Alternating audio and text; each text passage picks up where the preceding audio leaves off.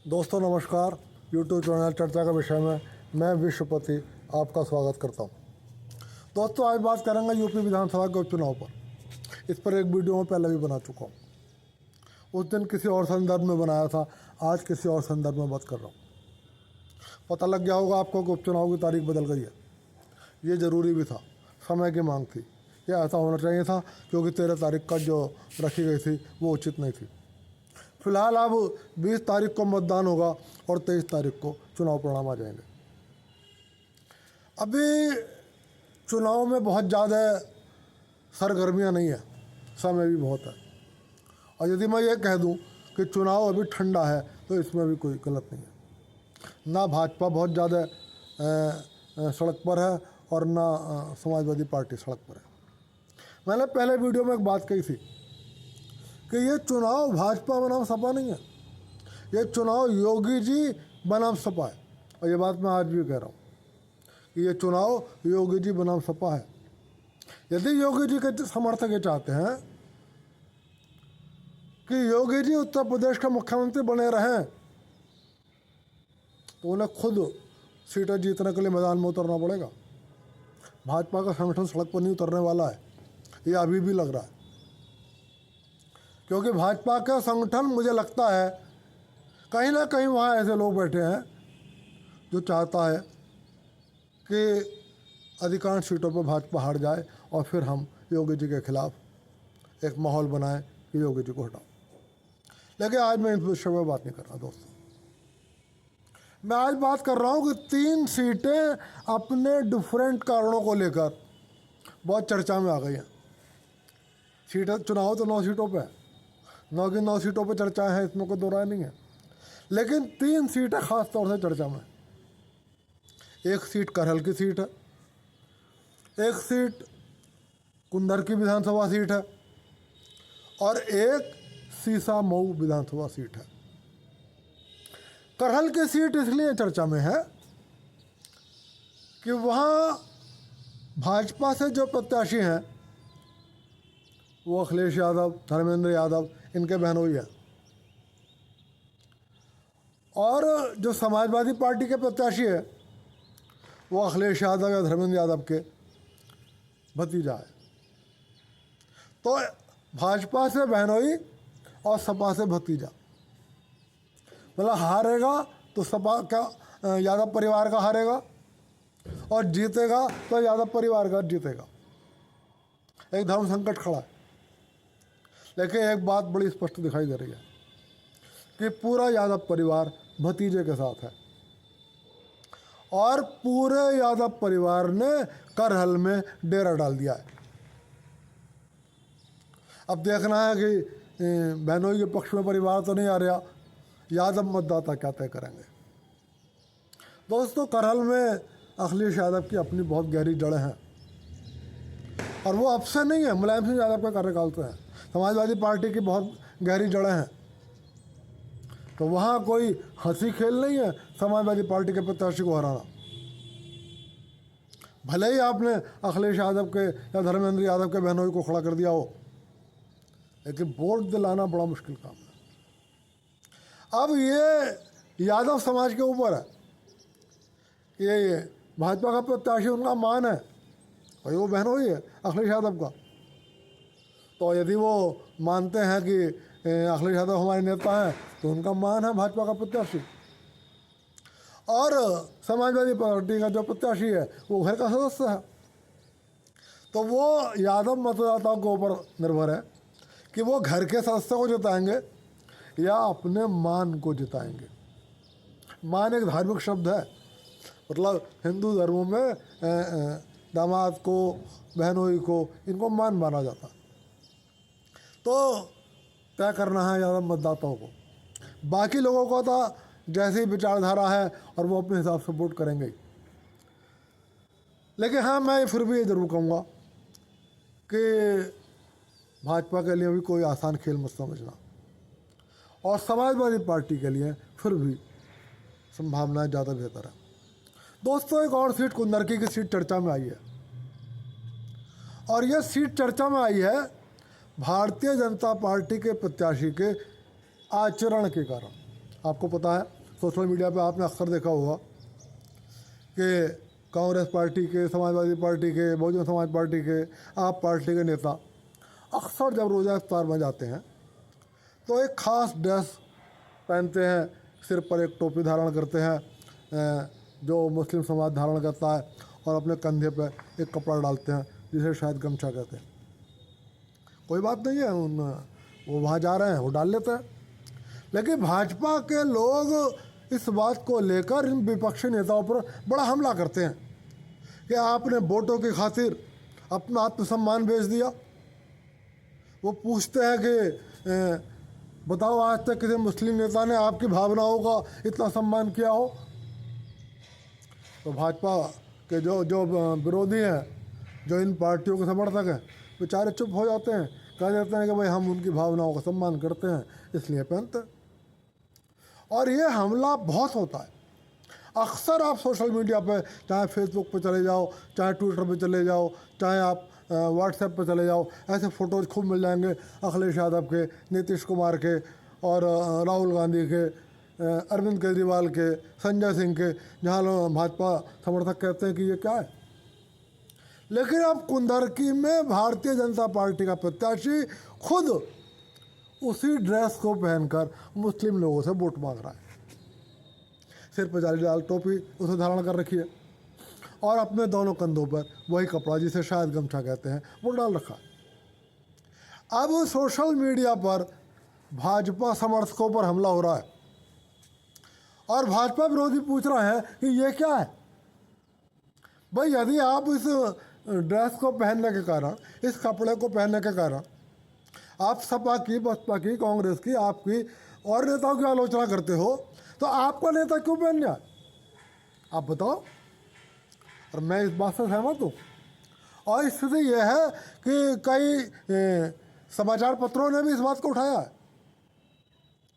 जो वहाँ कुंदरकी की सीट का मैं समीकरण बता दूं कि वहाँ 3,83,500 वोट हैं लगभग, जिसमें से 2,45,000 वोट मुस्लिम हैं और लगभग 1,38,500 के आसपास हिंदू वोट है। स्वाभाविक है कि वहाँ पर मुसलमान जिसको चाहेंगे वो जीतेगा और संभावना पूरी है कि कोई मुस्लिम प्रत्याशी जीतेगा। अपवाद में कुछ भी हो सकता है। भाजपा का प्रत्याशी ठाकुर रामवीर सिंह जानते हैं कि मैं अकेले हिंदू वोटों से चुनाव नहीं जीत सकता। वो चुनाव को जीतने के लिए, मुस्लिम वोटों को लेने के लिए उस ड्रेस को धारण किए हुए हैं और कई जगह वो मुस्लिम मतदाताओं को खुदा की कसम भी खिला रहा है। इस पर भी हमलावर हैं भाजपा के विरोधी, भाजपा के समर्थकों पर कि अब आपके उम्मीदवार क्या कर रहे हैं। एक तरफ योगी जी कह रहे हैं कि बटोगे तो कटोगे, मतलब इसका मतलब बहुत साफ है कि आप जातियों में मत बटो, एक हो जाओ। और दूसरी ओर आपका प्रत्याशी वहाँ पर ऐसी ड्रेस धारण कर रहा है। यहाँ दो प्रश्न उठते हैं, क्या जीत की इतनी लालसा है? और यदि जीत की इतनी लालसा है तो आप किसी विरोधी पार्टी की, कांग्रेस, सपा, बसपा, जनता दल, आप जो भी हो, टीएमसी, इनकी आलोचना क्यों करते हो? वो भी जीतने के लिए करते हैं, फिर आप में उनमें मतभेद क्या? और दूसरे प्रश्न ये है कि भाजपा आलाकमान को इस पर अपनी स्थिति स्पष्ट करनी चाहिए कि क्या वो अपने प्रत्याशी के इस आचरण से सहमत है, क्योंकि सवाल पूरे उत्तर प्रदेश में उठेगा। अब आगे के जो चुनाव होंगे हर जगह उठेगा। अखिलेश यादव भी इस प्रश्न को उठाएंगे, अभी नहीं उठाया उन्होंने कि आपका प्रत्याशी के कपड़े क्यों पहने हुए था, आप हमारी तो आलोचना करते हो।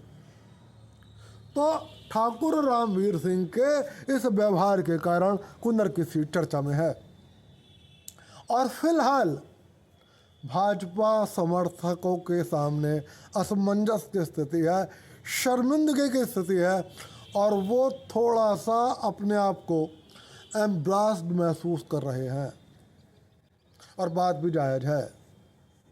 और भाजपा के आलाकमान को इस पर निश्चित रूप से स्पष्टीकरण देना चाहिए।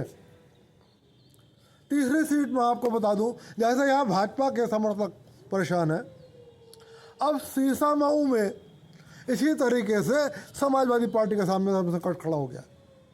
वहाँ सपा ने अपने एक प्रत्याशी को खड़ा किया है, नसीमा सोलंकी को, जब रामलीला चल रही थी वो रामलीला के मंचों पर जा रही थी, कई जगह मंचों से उन्होंने संबोधन भी किया। और इस दीपावली की रात को कानपुर के प्रसिद्ध वन खंडेश्वर मंदिर में उन्होंने शिवलिंग पर जलाभिषेक किया, शिवलिंग को छुआ, पूजा अर्चना करी, वहाँ दीपक जलाए और पूरे विधि विधान से जैसे भगवान शिव की पूजा होती है उस तरीके से पूजा करी। अब वहाँ मुस्लिम मौलाना बहुत नाराज है इस बात से, उनके खिलाफ फतवा जारी हो गया कि नसीमा सोलंकी तौबा करे, उन्होंने ऐसा कैसे कर दिया, ये मुसलमानों के खिलाफ है, मुस्लिम धर्म के खिलाफ है कि कोई मुसलमान इस तरीके से मंदिर में जाके ना शिवलिंग को छू सकता है और ना पूजा कर सकता है। अब वहाँ भाजपा के कार्यकर्ता वो हमलावर है समाजवादी पार्टी के ऊपर, समाजवादी पार्टी को जवाब देना भारी पड़ रहा है। और नसीमा सोलंकी ने आज एक और बयान दे दिया कि मैं आगे भी ऐसा करती रहूँगी। उन्होंने कहा मैं टकराव में विश्वास नहीं करती, मैं हिंदू मुस्लिम सद्भाव में विश्वास करती हूँ और इसलिए मैं भगवान के मंदिर में गई थी, भगवान सबके एक है। तो अब यहाँ अखिलेश यादव और समाजवादी पार्टी के लिए धर्म संकट है, वो इसलिए कि समाजवादी पार्टी मुस्लिम वोटों को लेने के लिए अपनी छवि को थोड़ा सा हिंदू विरोधी बनाए रखती है। उसकी ये पॉलिसी है, मैं ये नहीं कह रहा हूँ समाजवादी पार्टी हिंदू विरोधी है, उसको ये लगता है कि हिंदू विरोधी रुख अख्तियार करने से यादव मतदाता, यादव लगभग कहो आप कुछ भी, अधिकांश यादव समाजवादी पार्टी को वोट करते हैं, यादव मतदाता प्लस हिंदू विरोध के कारण सारे मुस्लिम मतदाता और प्लस जिस प्रत्याशी को खड़ा करेंगे उसके सजातीय वोटों के सहारे वो चुनाव जीत जाएंगे। तो इसलिए समाजवादी पार्टी आमतौर पर हिंदू भावनाओं पर कई बार हमलावर हो जाती है या कोई ऐसा व्यवहार कर देती है जिससे हिंदू भावनाएं आहत होती है। इसका मकसद सिर्फ ये होता है समाजवादी पार्टी का कि वो मुस्लिम समाज को खुश करती है कि भाई देखो हम आपके लिए पहले हैं, उनके बाद में। तो कानपुर की सीट पर नसीमा सोलंकी ने समाजवादी पार्टी के सामने धर्म संकट खड़ा कर दिया।